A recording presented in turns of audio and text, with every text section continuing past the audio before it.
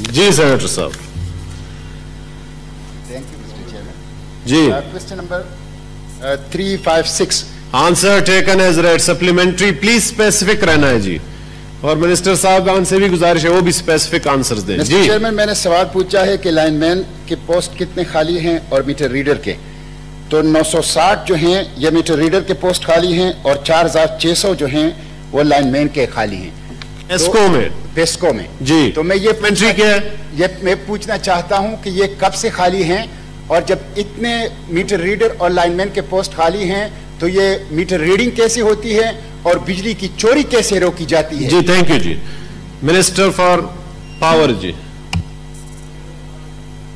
जनाबी chairman बहुत शुक्रिया। जनाबी chairman, दो चीज सेनेटर साहब ने बिल्कुल दुरुस्त निशानदेही की है।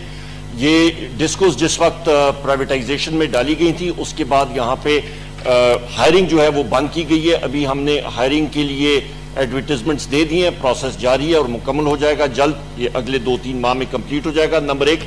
नंबर 2, इस वक्त हमारी बहुत शदीद स्टाफिंग की इश्यूज हैं और बैसियत इलेक्टेड रिप्रेजेंटेटिव भी, क्योंकि मैं लोगों से जवाबदेही मुझे करनी पड़ती है, वहां पे भी हमें इश्यूज आ रहे हैं कि मीटर रीडिंग पूरे टाइम पे या लेट होती है या इश्यूज आते हैं। तो ये बहुत सीरियस इशू है, इसीलिए हमने आगे एडवर्टाइजमेंट दी और पूरी करेंगे ये। सेनेटर मुश्ताक अहमद साहब जी।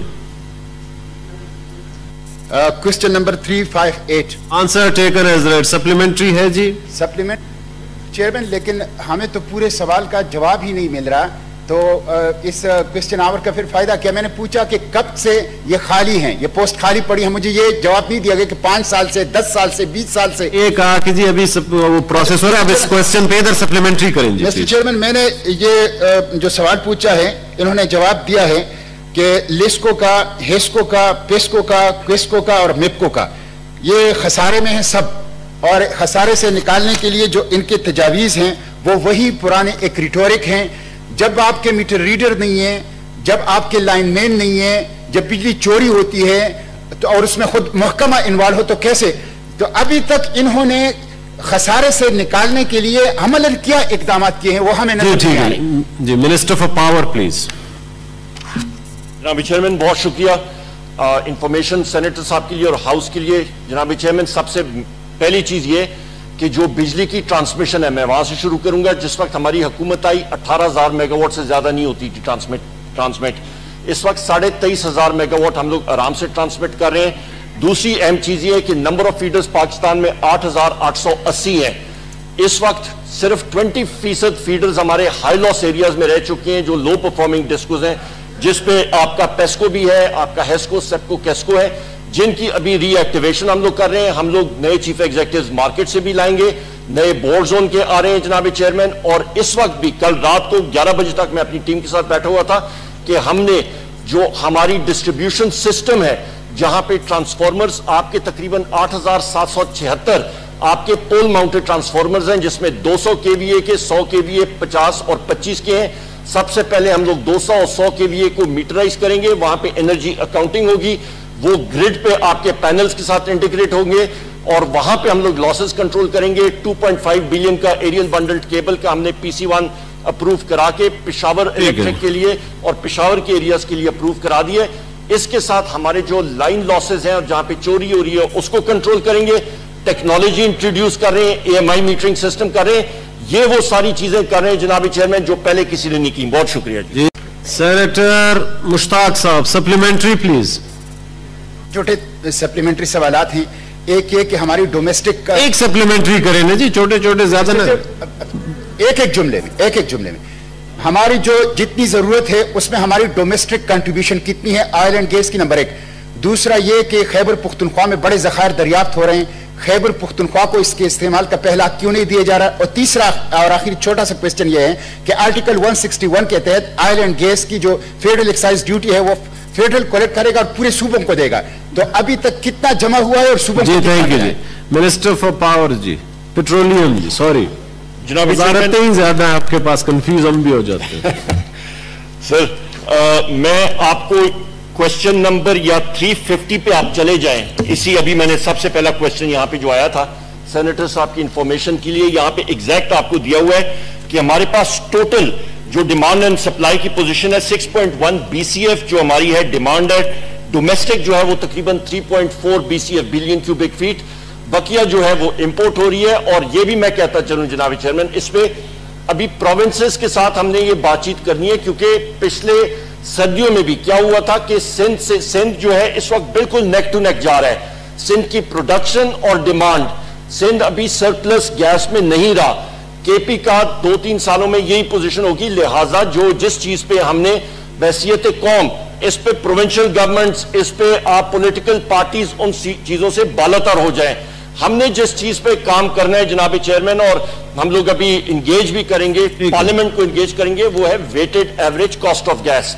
उस पे प्राइसिंग मैकेनिज्म पे करें कि हमारी इंडस्ट्री भी चल सके, हमारे डोमेस्टिक लोगों को भी चूल्हों में गैस मिले। एक चीज जहां तक सेनेटर साहब ने पूछा कि गैस की रॉयल्टी का कहा, यह सीधा सूबे को जाता है। और पिछली कैबिनेट मीटिंग में भी प्राइम मिनिस्टर साहब ने टास्क किया हमारे एक फेडरल मिनिस्टर को कि आप इसको लीड करें, और जो आपका प्रोविंशियल फाइनेंस कमीशन अवार्ड्स हैं उसके जरिए उन डिस्ट्रिक्ट्स को रिसोर्सेज मिलने चाहिए, इक्विटेबल डिस्ट्रीब्यूशन ऑफ रिसोर्स होने चाहिए, ना कि किसी की मनमानी। सेनेटर मुश्ताक साहब जी, पेज 51 पे सेनेटर मुश्ताक अहमद साहब जी। शुक्रिया mister chairman. Question number 15 taken as read, supplementary please.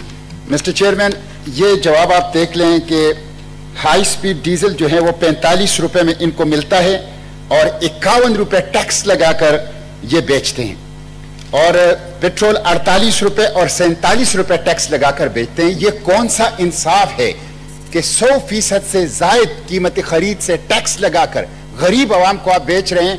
Petrol diesel की कीमतें 300 स्पेसिफिक पूछते हैं, स्पेसिफिक 300 अशिया की कीमतें इनसे जुड़ी हुई हैं, और आप दुनिया भर में पेट्रोल को खरीदार नहीं मिल रहा, आप पाकिस्तान में खरीदार को पेट्रोल नहीं मिल रहा, जो मिलता है वो 100% टैक्स के साथ। एक दूसरी बात यह कि वजीर साहब ने बता दिया कि 50% डोमेस्टिक हमारी प्रोडक्शन है। क्या डोमेस्टिक प्रोडक्शन पर भी टैक्स है? यानी अगर उस पर टैक्स है तो फिर 70 रुपए टैक्स होगा 100 रुपए में से। तो वो बताएं कि ये जो टैक्स है जो आप परचेस कर रहे हैं, जो आपका डोमेस्टिक है, उसको आपको कितने में पड़ता है और कितने में आवाम को बेचते हैं? उमर अयूब खान साहब। जनाब चेयरमैन बहुत शुक्रिया ऑनरेबल सेनेटर साहब की इंफॉर्मेशन के लिए। साबका हुकूमत ने टैक्सेस की या आप बात करें तो जीएसटी 74% तक, सिर्फ जीएसटी पीडीएल को उठा दे 74% तक ले गए थे रिकवरी करते हुए। क्यों? क्योंकि वहां पे उस वक्त सेनेटर सबीना सईद साहब सुन लें जी, वहां उस वक्त बैनुल-अक़वामी दुनिया में तेल की कीमत हिस्टोरिक लोस पे, इस वक्त की लो से भी नीचे गई थी, पर उन्होंने अपना जीएसटी जैकअप कर दिया था 74% पे। पीडीएल भी पूरा ले रहे थे।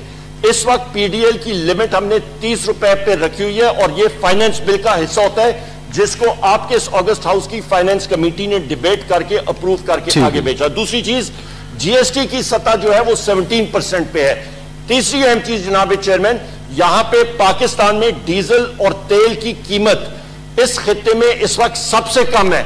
हमारे वजीर आजम इमरान खान साहब हमेशा कहते हैं कि हमने अवाम को रिलीफ देना है, इसीलिए इस वक्त ये खित्ते में सबसे कम कीमत। Point number 1। Point number 2, oil. ना करें ना आप, ये बात I take exception to that. Senator साहब शुड विथड्रॉ हिज वर्ड्स। जी सेनेटर साहब प्लीज सुन लें जी। मैं चीज ऑन रिकॉर्ड हूं यहां पे। I take exception to what senator साहब इज सेइंग जनाब चेयरमैन। नंबर 1। नंबर 2 जो चीज है, यहां पे पाकिस्तान ऑयल प्रोड्यूसिंग कंट्री नहीं है, हम लोग ऑयल इंपोर्टिंग या पेट्रोलियम इंपोर्टिंग मुल्क है। लिहाजा यहां पे नॉन ऑयल प्रोड्यूसिंग कंट्रीज में और इस खित्ते में, जिसमें आप मलेशिया भी ले लें, आप इंडोनेशिया भी ले लें, आप चाइना भी ले लें, आप जापान भी ले लें, आप इंडिया, बांग्लादेश, श्रीलंका, यहां पे हमारी ये तेल पेट्रोलियम मसनूआत की कीमतें सबसे कम है। बहुत शुक्रिया।